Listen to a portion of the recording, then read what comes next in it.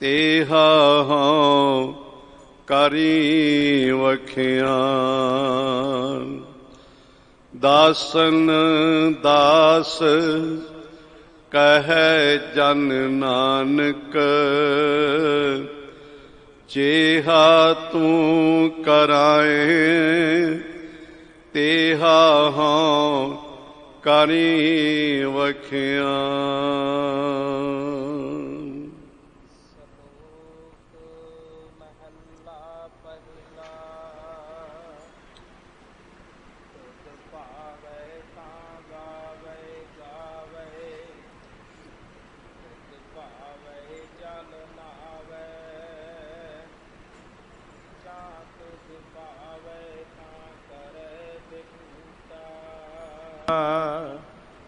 ਸਿੰਘੀ ਨਾਦ ਵਜਾਵੇ।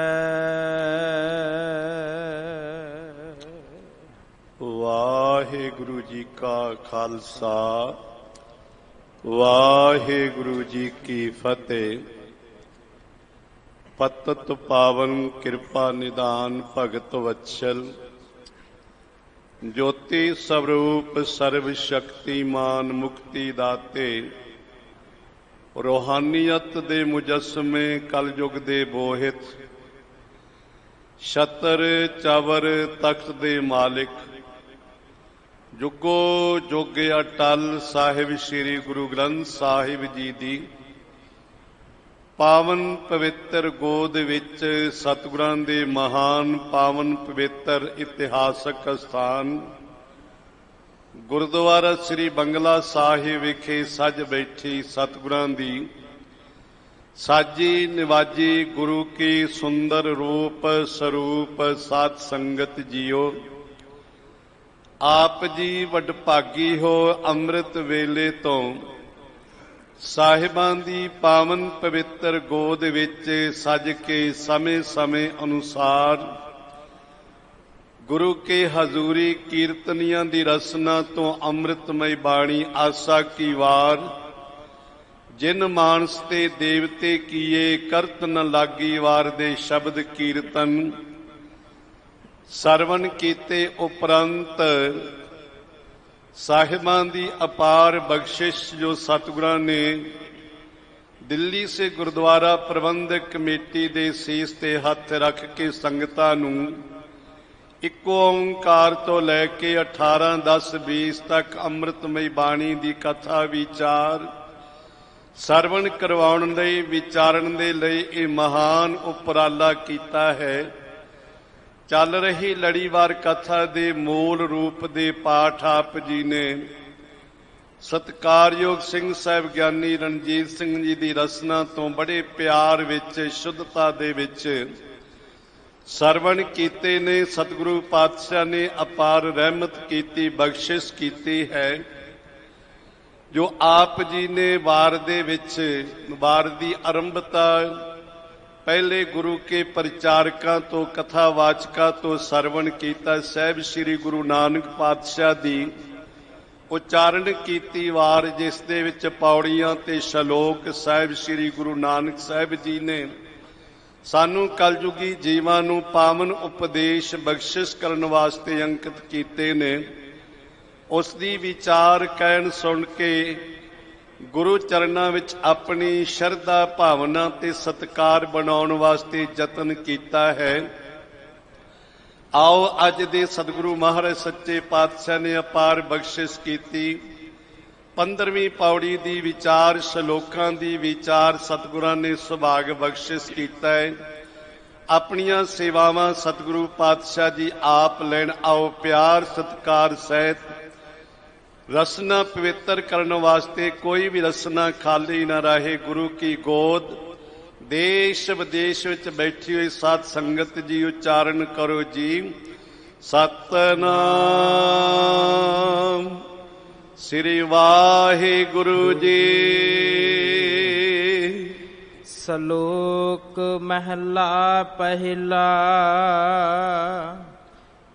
ਤੁਧ ਭਾਵੈ ਤਾਂ ਵਾਵੈ ਗਾਵੈ, ਤੁਧ ਭਾਵੈ ਜਲ ਨਾਵੈ। ਸਾਹਿਬ ਸ੍ਰੀ ਗੁਰੂ ਨਾਨਕ ਦੇਵ ਜੀ ਮਹਾਰਾਜ ਅਪਾਰ ਬਖਸ਼ਿਸ਼ ਕਰਕੇ ਇਹ ਪਾਵਨ ਪਵਿੱਤਰ ਉਪਦੇਸ਼ ਸਾਨੂੰ ਕਲਯੁਗੀ ਜੀਵਾਂ ਨੂੰ ਬਖਸ਼ਿਸ਼ ਕਰ ਰਹੇ ਨੇ। ਅਕਾਲ ਪੁਰਖ ਨਿਰੰਕਾਰ ਸਤਿਗੁਰੂ ਪਾਤਸ਼ਾਹ ਜੀ ਆਪੇ ਸ਼ਬਦ ਆਪੇ ਕਰਤਾ ਸ਼ਬਦ ਉਪਾਵਨ ਹਾਰਾ ਜੋ ਮਾਲਿਕ ਹੈ, ਜੋ ਕਰਨ ਕਾਰਨ ਸਮਰੱਥ ਗੁਰ ਮੇਰਾ ਜੀ ਪ੍ਰਾਨ ਸੁਖ ਦਾਤਾ ਨੇਰਾ ਦਰਸ਼ਨ ਦੇਖਿਆ ਸਭ ਦੁੱਖ ਜਾਏ।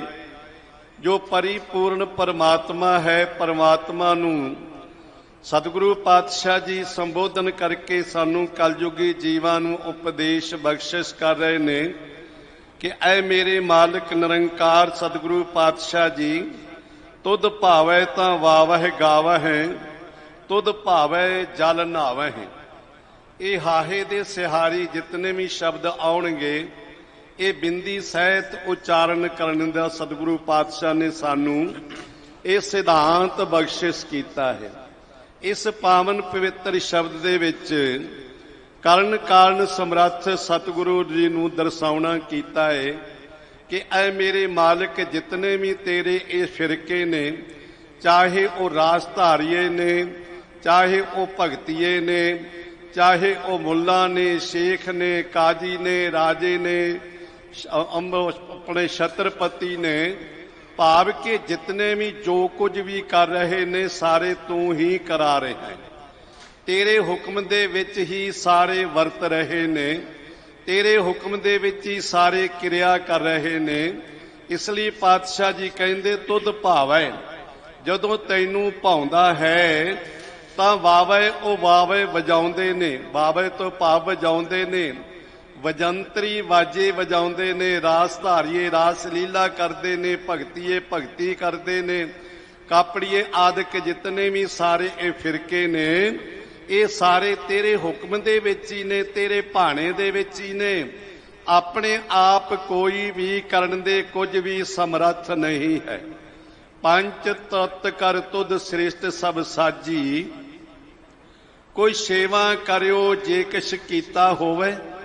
ਐ ਮਾਲਕ ਤੇਰੀ ਸਮਰੱਥਾ ਹੈ, ਤੇਰੇ ਤੋਂ ਬਿਨਾ ਕੋਈ ਹੈ ਜੋ ਛੇਵਾਂ ਤੱਤ ਰਚ ਕੇ ਸ੍ਰਿਸ਼ਟੀ ਦੀ ਰਚਨਾ ਕਰ ਸਕੇ? ਨਹੀਂ ਕਰ ਸਕਦਾ, ਕਿਉਂਕਿ ਤੂੰ ਸਰਬ ਸ਼ਕਤੀਮਾਨ ਸਰਬ ਕਲਾ ਸਮਰੱਥ ਹੈ। ਇਸ ਲਈ ਸਤਿਗੁਰੂ ਪਾਤਸ਼ਾਹ ਕਹਿੰਦੇ ਨੇ ਜਦੋਂ ਤੈਨੂੰ ਭਾਉਂਦੇ ਨੇ ਤੇ ਉਹ ਵਾਵੇ ਵਜਾਉਂਦੇ ਨੇ ਵਾਜੇ ਅਨੇਕ ਪ੍ਰਕਾਰ ਦੇ ਵਜੰਤਰੀ ਆਦਿਕ, ਤੁਧ ਭਾਵੇ ਤਾਂ ਗਾਵਹਿ। ਤੈਨੂੰ ਭਾਉਂਦੇ ਨੇ, ਜਦੋਂ ਤੈਨੂੰ ਭਾਉਂਦੇ ਨੇ ਤੇ ਉਹ ਗਾਉਂਦੇ ਨੇ, ਗਵਈਏ ਗਾਉਂਦੇ ਨੇ, ਸਾਜ ਧਾਰੀਏ ਸਾਜਿੰਦੇ ਸਾਜ ਵਜਾਉਂਦੇ ਨੇ। ਇਸ ਲਈ ਸਤਿਗੁਰੂ ਜੀ ਕਹਿੰਦੇ ਤੁਧ ਭਾਵੇਂ ਜਲ ਨਹਾਵੇਂ। ਜਦੋਂ ਤੈਨੂੰ ਭਾਉਂਦੇ ਨੇ ਤੇ ਉਹ ਜਲਾਂ ਦੇ ਵਿੱਚ ਇਸ਼ਨਾਨ ਕਰਦੇ ਨੇ, ਭਾਵ ਕਿ ਤੈਨੂੰ ਭਾਉਂਦੇ ਨੇ ਤੇ ਕੋਈ ਤੀਰਥਾਂ ਦੇ ਉੱਤੇ ਜਾ ਕੇ ਇਸ਼ਨਾਨ ਕਰਦਾ, ਤੈਨੂੰ ਭਾਉਂਦਾ ਤੇ ਕੋਈ ਭਗਤੀ ਕਰਦਾ, ਤੈਨੂੰ ਭਾਉਂਦਾ ਹੈ ਕਿਤੇ ਕੋਈ ਸਾਜ਼ਾਂ ਦੇ ਨਾਲ ਤੇਰੀ ਉਸਤਤੀ ਕਰਦਾ ਹੈ, ਸਾਜ਼ ਵਜਾ ਕੇ ਤੈਨੂੰ ਪ੍ਰਸੰਨਤਾ ਦੇ ਵਿੱਚ ਕਰਦੇ ਨੇ। ਜਿਵੇਂ ਅੱਜ ਵੀ ਐਸੇ ਬਹੁਤ ਸਾਰੇ ਅਸਥਾਨ ਨੇ। ਤੁਸੀਂ ਸੱਚਖੰਡ ਸ੍ਰੀ ਹਜ਼ੂਰ ਸਾਹਿਬ ਜੀ ਜਾਂਦੇ ਹੋ ਤੇ ਉੱਥੇ ਨਰਸੀ ਬਾਹਮਣੀ ਤੋਂ ਅਗਲੇ ਪਾਸੇ ਅਸਥਾਨ ਹੈ ਭਗਤ ਜੀ ਦਾ, ਨਾਮਦੇਵ ਜੀ ਦਾ। ਹੋਰ ਵੀ ਕਈ ਮੂਰਤੀਆਂ ਬਣੀਆਂ ਹੋਈਆਂ ਨੇ। ਅੱਜ ਵੀ ਸੈਂਕੜੇ ਸਾਲਾਂ ਤੋਂ ਉੱਥੇ ਕੇਵਲ ਇੱਕ ਤਾਰਾ ਲੈ ਕੇ ਇੱਕ ਧੁਨੀ ਵਜਾਉਂਦੇ ਨੇ, ਰਾਮ ਰਾਮ ਰਾਮ ਕਹਿੰਦੇ ਨੇ, ਹੋਰ ਕੁਝ ਵੀ ਨਹੀਂ, ਬਸ ਇੰਨੇ ਹੀ ਨੇ। ਕਈ ਭਗਤੀ ਕਰਦੇ ਨੇ ਸਾਜ਼ ਵਜਾ ਕੇ, ਕਈ ਭਗਤੀ ਕਰਦੇ ਨੇ ਤੇਰਾ ਜਸ ਗਾਇਨ ਕਰਕੇ। ਜਦੋਂ ਤੈਨੂੰ ਭਾਉਂਦੇ ਨੇ ਤੇ ਕਈ ਤੀਰਥਾਂ ਦੇ ਇਸ਼ਨਾਨ ਕਰਦੇ ਹਨ। ਜਾਂ ਤੁਧ ਭਾਵੈ ਤਾਂ ਕਰੈ ਬਿਪੂਤਾ, ਸਿੰਘੀ ਨਾਦ ਵਜਾਵੈ। ਜਦੋਂ ਤੈਨੂੰ ਜੋ ਭਾਉਂਦੇ ਨੇ ਤੇ ਉਹ ਆਪਣੇ ਸਰੀਰ ਤੇ ਸਵਾਹ ਮਲਣ ਦੀ ਕਿਰਿਆ ਕਰਦੇ ਨੇ, ਕਿਉਂਕਿ ਬਹੁਤ ਸਾਰੇ ਐਸੇ ਫਿਰਕੇ ਨੇ ਜੋਗੀ ਆਦਿਕ ਜਿਹੜੇ ਨੇ ਆਪਣੇ ਤਨ ਦੇ ਉੱਤੇ ਭਸਮ ਵਰਮਾਉਣੀ ਕਹਿੰਦੇ ਉਸ ਨੂੰ, ਆਪਣੇ ਸਰੀਰ ਤੇ ਸਵਾਹ ਮਲਣ ਦੀ ਕਿਰਿਆ ਕਰਦੇ ਨੇ। ਤੇ ਜਦੋਂ ਤੈਨੂੰ ਭਾਉਂਦੇ ਨੇ ਤੇ ਕਈ ਸਿੰਘੀ ਨਾਦ ਵਜਾਵੇਂ। ਸਿੰਘੀ ਉਹ ਸਿੰਘ ਵਜਾਉਂਦੇ ਨੇ। ਸਿੰਘ ਸਾਹਿਬ ਜੀ ਬੈਠੇ ਇਹਨਾਂ ਦੇ ਇਲਾਕੇ ਦੇ ਵਿੱਚ ਪਹਿਲੋਂ ਬਹੁਤ ਸੀ। ਕਾਲੇ ਰੰਗ ਦਾ ਇੱਕ ਮਿਰਗ ਹੁੰਦਾ, ਹਿਰਨ ਹੁੰਦਾ, ਕੇਵਲ ਉਹਦੇ 2 ਸਿੰਘ ਹੁੰਦੇ ਨੇ ਲੰਬੇ ਲੰਬੇ। ਉਹਨਾਂ ਸਿੰਘਾਂ ਦੀ ਸਿੰਗੀ ਬਣਦੀ ਹੈ, ਉਹਨੂੰ ਜੋਗੀ ਵਜਾਉਂਦੇ ਨੇ। ਉਹ ਸਿੰਘ ਜਿਹੜੇ ਬੜੇ ਵਾਲਾਂ ਵਾਲੇ ਹੁੰਦੇ ਨੇ ਤੇ ਉਹਦੇ ਵਿੱਚੋਂ ਆਵਾਜ਼ ਨਿਕਲਦੀ ਹੈ। ਜੋਗੀ ਜਨ ਉਹ ਸਿੰਗੀ ਵਜਾਉਂਦੇ ਹਨ, ਸਿੰਗੀ ਦਾ ਨਾਦ ਅਲਾਉਂਦੇ, ਨਾਦ ਕਹਿੰਦੇ ਆਵਾਜ਼ ਨੂੰ। ਉਹ ਸਿੰਘ ਦੇ ਵਿੱਚੋਂ ਆਵਾਜ਼ ਕੱਢਦੇ ਹਨ। ਜਾਂ ਤੁਧ ਭਾਵੈ ਤਾਂ ਕਰੈ ਪੜੈ ਕਤੇਬਾ, ਮੁੱਲਾ ਸੇਖ ਕਹਾਵੈ। ਜਦੋਂ ਤੈਨੂੰ ਭਾਉਂਦੇ ਨੇ ਤੇ ਇਸਲਾਮ ਦੇ ਨਾਲ ਸੰਬੰਧਿਤ ਲੋਕ ਕਿਤਾਬਾਂ ਪੜ੍ਹਦੇ ਨੇ। ਜਿਸ ਤਰ੍ਹਾਂ ਇਸਲਾਮ ਦੀਆਂ ਕਿਤਾਬਾਂ ਨੇ, 4 ਕਿਤਾਬਾਂ ਨੇ, ਉਹ ਕਿਤਾਬਾਂ ਪੜ੍ਹਦੇ ਨੇ। ਕਿਤਾਬਾਂ ਪੜ੍ਹ ਕੇ ਆਪਣੇ ਆਪ ਨੂੰ ਮੁੱਲਾ ਤੇ ਸੇਖ ਕਹਾਉਂਦੇ ਨੇ। ਜਾਂ ਤੁਧ ਭਾਵੈ ਤਾਂ ਹੋਵੈ ਰਾਜੇ, ਰਸ ਕਸ ਬਹੁਤ ਕਮਾਵੈ। ਤੇ ਜੋ ਤੈਨੂੰ ਭਾਉਂਦੇ ਨੇ, ਜਦੋਂ ਤੈਨੂੰ ਭਾਉਂਦੇ ਨੇ ਤੇ ਬਹੁਤ ਸਾਰੇ ਹੋਵੇਂ ਰਾਜੇ, ਰਾਜੇ ਹੋ ਜਾਂਦੇ ਨੇ। ਤੇ ਰਾਜੇ ਹੋ ਕੇ ਫਿਰ ਕੀ ਕਰਦੇ ਨੇ? ਰਸ ਕਸ ਬਹੁਤ ਕਮਾਵੇ। ਰਸਾਂ ਕਸਾਂ ਦੇ ਵਿੱਚ ਖੱਚਤ ਹੋ ਜਾਂਦੇ ਨੇ। ਪਦਾਰਥਾਂ ਦੇ ਰਸ ਕਸ ਭੋਗਣ ਦੇ ਵਿੱਚ, ਐਸ਼ ਇਸ਼ਰਤ ਦੇ ਵਿੱਚ ਲੱਗ ਜਾਂਦੇ ਹਨ। ਜਾਂ ਤੁਧ ਭਾਵੈ ਤੇਗ ਵਗਾਵੈ, ਸਿਰ ਮੁੰਡੀ ਕੱਟ ਜਾਵੈ। ਜਦੋਂ ਤੈਨੂੰ ਭਾਉਂਦੇ ਨੇ ਤੇ ਸੂਰਮੇ ਰਣ ਤੱਤੇ ਵਿੱਚ ਜੂਝਦੇ ਨੇ, ਰਣ ਭੂਮੀ ਵਿੱਚ ਜਾ ਕੇ ਜੂਝਦੇ ਨੇ, ਤੇਗਾਂ ਚਲਾਉਂਦੇ ਨੇ। ਤੇ ਤੇਗਾਂ ਚਲਾਉਂਦਿਆਂ ਕਈਆਂ ਦੇ ਸਿਰ ਜਿਹੜੇ ਨੇ ਉਹ ਗਲੇ ਤੋਂ ਭਾਵ ਕੇ ਗਿੱਚੀ ਤੋਂ ਸਿਰ ਕੱਟੇ ਜਾਂਦੇ ਹਨ।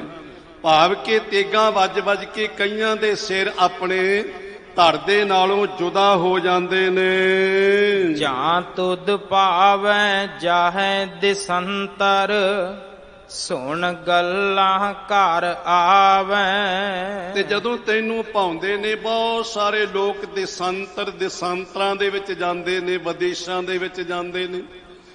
ਤੇ ਵਿਦੇਸ਼ਾਂ ਦੇ ਵਿੱਚ ਜਾ ਕੇ ਬਹੁਤ ਸਾਰੇ ਅਜੂਬੇ ਦੇਖਦੇ ਨੇ, ਜਿਹੜੇ ਸਾਡੇ ਦੇਸ਼ ਵਿੱਚ ਨਹੀਂ। ਬਾਹਰ ਅਜੂਬੇ ਵਿਦੇਸ਼ਾਂ ਦੇ ਵਿੱਚ ਬਹੁਤ ਸਾਰੇ ਨੇ।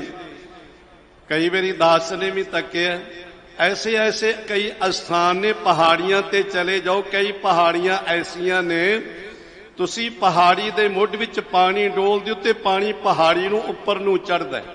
ਸਿੰਘ ਸਾਹਿਬ ਜੀ ਨੇ ਮੈਂ ਦਰਸ਼ਨ ਕੀਤੇ, ਦਾਸ ਨੂੰ ਵੀ ਦਰਸ਼ਨ ਕਰਵਾਏ। ਗੱਡੀ ਤੁਸੀਂ ਜਾ ਕੇ ਖਿਲਾਰ ਦਿਓ, ਨਿਊਟਰਲ ਕਰਕੇ ਗੱਡੀ ਖਿਲਾਰ ਦਿਓ, ਗੱਡੀ ਉੱਪਰ ਨੂੰ ਚੜ੍ਹਦੀ ਹੈ। ਐਸੇ ਅਜੂਬੇ ਸੁਣ ਕੇ ਆਉਂਦੇ ਨੇ ਤੇ ਆਣ ਕੇ ਫਿਰ ਲੋਕਾਂ ਨੂੰ ਦੱਸਦੇ ਨੇ। ਲੋਕਾਂ ਦੇ ਵਿੱਚ ਉਹ ਗੱਲਾਂ ਕਰਦੇ ਹਨ। ਜਾਂ ਤੁਧ ਭਾਵੈ ਨਾਹੇ ਰਚਾਵੈ, ਤੁਧ ਭਾਣੇ ਤੂੰ ਪਾਵੈ। ਤੇ ਹੈਬ ਜੀ, ਜਦੋਂ ਤੈਨੂੰ ਭਾਉਂਦੇ ਨੇ ਤੇ ਨਾਏ ਰਚਾਵੇਂ, ਤੂੰ ਆਪਣੇ ਨਾਂ ਦੇ ਵਿੱਚ ਉਹਨਾਂ ਨੂੰ ਰਚਾ ਲੈਣਾ ਹੈ। ਆਪਣੇ ਨਾਮ ਦੇ ਵਿੱਚ ਉਹਨਾਂ ਨੂੰ ਜੋੜ ਲੈਣਾ ਹੈ। ਆਪਣੇ ਨਾਮ ਦੇ ਨਾਲ ਉਹਨਾਂ ਦੀ ਰਸਾਈ ਬਣਾ ਦੇਣਾ ਹੈ। ਕਿਉਂ? ਤੁਧ ਭਾਵੈ, ਜਦੋਂ ਤੈਨੂੰ ਭਾਉਂਦੇ ਨੇ ਤੇ ਜਿਹੜੇ ਤੈਨੂੰ ਭਾਉਂਦੇ ਨੇ ਤੂੰ ਉਹਨਾਂ ਨੂੰ ਭਾਉਣਾ ਹੈ। ਜਿਹੜੇ ਤੈਨੂੰ ਚੰਗੇ ਲੱਗਦੇ ਨੇ ਤੂੰ ਉਹਨਾਂ ਨੂੰ ਚੰਗੇ ਲੱਗਦਾ ਹੈ। ਕਿਉਂਕਿ ਸਿੱਖ ਦੀ ਤੇ ਗੁਰੂ ਦੀ ਇੱਕ ਅੰਗੀ ਪ੍ਰੀਤ ਨਹੀਂ। ਜੇ ਸਿੱਖ ਗੁਰੂ ਨਾਲ ਪ੍ਰੀਤ ਕਰਦਾ ਹੈ ਤੇ ਗੁਰੂ ਵੀ ਸਿੱਖ ਨਾਲ ਪ੍ਰੀਤ ਕਰਦਾ ਹੈ। ਦੁਨੀਆ ਦੀਆਂ ਜਿਤਨੀਆਂ ਪ੍ਰੀਤਾਂ ਨੇ ਇੱਕ ਅੰਗੀ ਪ੍ਰੀਤਾਂ ਨੇ, ਪਰ ਗੁਰੂ ਦੀ ਤੇ ਸਿੱਖ ਦੀ 2 ਅੰਗੀ ਪ੍ਰੀਤ ਹੈ। ਇਸੇ ਕਰਕੇ ਭਾਈ ਸਾਹਿਬ ਭਾਈ ਗੁਰਦਾਸ ਜੀ ਕਹਿੰਦੇ, ਚਰਨ ਸ਼ਰਨ ਗੁਰ ਏਕ ਪੈਂਡਾ ਜਾਏ ਚੱਲ, ਸਤ ਗੁਰ ਕੋਟ ਪੈਂਡਾ ਆਗੇ ਹੋਏ ਲੇਤ ਹੈ। ਜੇ ਸਿੱਖ ਸਤਿਗੁਰੂ ਦੇ ਵੱਲੇ ਇੱਕ ਕਦਮ ਤੁਰਦਾ ਹੈ ਨਾ ਤੇ ਗੁਰੂ ਕਰੋੜਾਂ ਕਦਮ ਅੱਗੋਂ ਸਿੱਖ ਨੂੰ ਜੀਵਾਂ ਲੈਣ ਵਾਸਤੇ ਕਹਿੰਦੇ ਨੇ। ਪਾਤਸ਼ਾਹ ਗੁਰੂ ਸਤਿਗੁਰੂ ਮਹਾਰਾਜ ਸੱਚੇ ਪਾਤਸ਼ਾਹ ਗੁਰੂ ਨਾਨਕ ਸਾਹਿਬ ਜੀ ਜਿਸ ਸਮੇਂ ਗੁਰਤਾ ਗੱਦੀ ਭਾਈ ਲਹਿਣਾ ਜੀ ਨੂੰ ਬਖਸ਼ਿਸ਼ ਕਰਕੇ ਗੁਰੂ ਅੰਗਦ ਸਾਹਿਬ ਬਣਾ ਦਿੱਤਾ ਨਾ, ਤੇ ਕਹਿ ਦਿੱਤਾ, ਲੈਣਿਆ ਹੁਣ ਭਾਈ ਤੈਨੂੰ ਸਾਡੇ ਦਰਸ਼ਨ ਕਰਨ ਵਾਸਤੇ ਨਹੀਂ ਆਉਣਾ, ਅਸੀਂ ਤੇਰੇ ਦਰਸ਼ਨ ਕਰਨ ਵਾਸਤੇ ਆਇਆ ਕਰਾਂਗੇ। ਤੇ ਜਦੋਂ ਮਨ ਵਿੱਚ ਤਾਂਘ ਪੈਦਾ ਹੁੰਦੀ ਹੈ ਨਾ, ਕਹਿੰਦੇ ਉਧਰੋਂ ਗੁਰੂ ਨਾਨਕ ਸਾਹਿਬ ਜੀ ਕਰਤਾਰਪੁਰ ਸਾਹਿਬ ਤੋਂ ਚੱਲ ਪੈਂਦੇ ਸਨ। ਤੇ ਗੁਰੂ ਅੰਗਦ ਸਾਹਿਬ ਜੀ ਖੰਡੂਰ ਸਾਹਿਬ ਤੋਂ ਚੱਲ ਪੈਂਦੇ ਸਨ ਤੇ ਜਾ ਕੇ ਕਹਿੰਦੇ ਇਤਿਹਾਸ ਨੇ ਲਿਖਿਆ ਹਰਮੰਦਰ ਸਾਹਿਬ ਜਾ ਕੇ ਦੋਨਾਂ ਦਾ ਮਿਲਾਪ ਹੁੰਦਾ ਸੀ।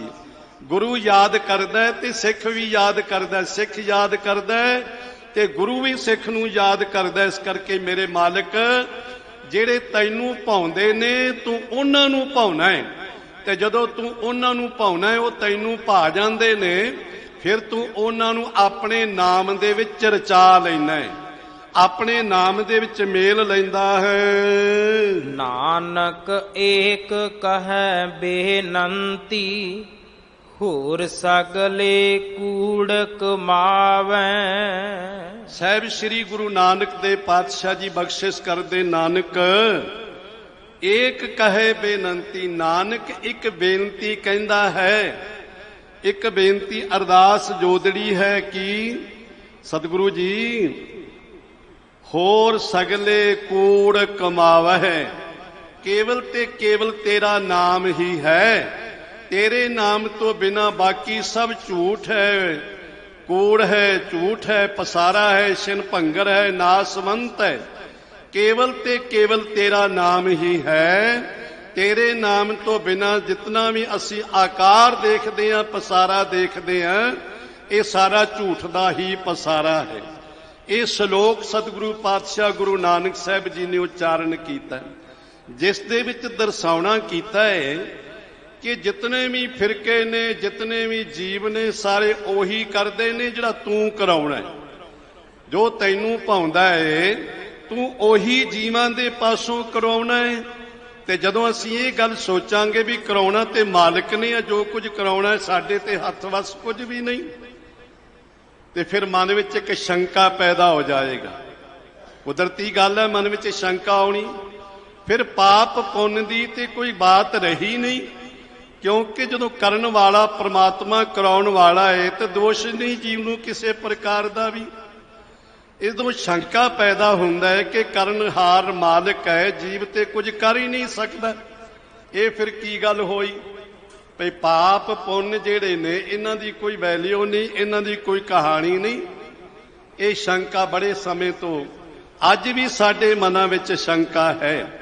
ਇਹ ਸਕੇਤ ਮੰਡੀ ਦੇ ਰਾਜੇ ਨੇ ਵੀ ਸ਼ੰਕਾ ਕੀਤਾ ਸੀ, ਪਾਤਸ਼ਾਹ ਦੇ ਹਜ਼ੂਰ ਆਇਆ ਤੇ ਉਸ ਸਮੇਂ ਸਿੱਖ ਬਾਣੀ ਪੜ੍ਹ ਰਿਹਾ, ਲੇਖ ਨਾ ਮਿਟਾਈ ਹੈ ਸਖੀ ਜੋ ਲਿਖਿਆ ਕਰਤਾਰ।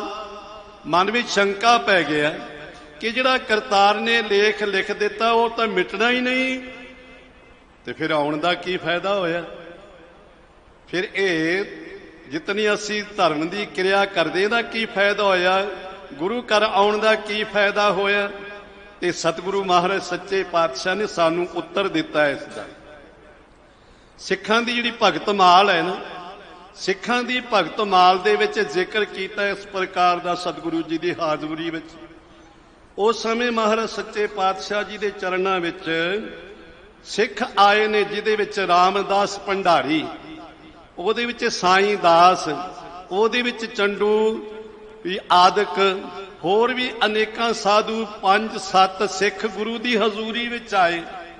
ਗੁਰੂ ਦੀ ਹਜ਼ੂਰੀ ਵਿੱਚ ਆ ਕੇ ਸਿੱਖ ਬੇਨਤੀ ਕਰਨ ਲੱਗੇ, ਪੰਚਮ ਗੁਰਦੇਵ ਸਾਹਿਬ ਸ੍ਰੀ ਗੁਰੂ ਅਰਜਨ ਦੇਵ ਮਹਾਰਾਜ ਜੀ ਨੂੰ ਕਹਿਣ ਲੱਗੇ, ਮਹਾਰਾਜ ਜੀ ਜੇ ਜੀਵ ਦੇ ਵੱਸ ਕੁਝ ਵੀ ਨਹੀਂ ਹੈ ਕਰਨ ਦਾ, ਤੇ ਫਿਰ ਪਾਪ ਤੇ ਪੁੰਨ ਕੀ ਹੋਏ।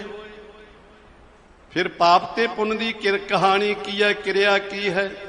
ਤੇ ਪੰਚਮ ਗੁਰਦੇਵ ਸਤਿਗੁਰੂ ਮਹਾਰਾਜ ਸੱਚੇ ਪਾਤਸ਼ਾਹ ਨੇ ਬੜੇ ਪਿਆਰ ਵਿੱਚ ਸਮਝਾਇਆ ਸਿੱਖਾਂ ਨੂੰ, ਉਹਨਾਂ ਨੂੰ ਨਹੀਂ ਸਾਨੂੰ ਵੀ ਸਮਝਾਇਆ ਹੈ।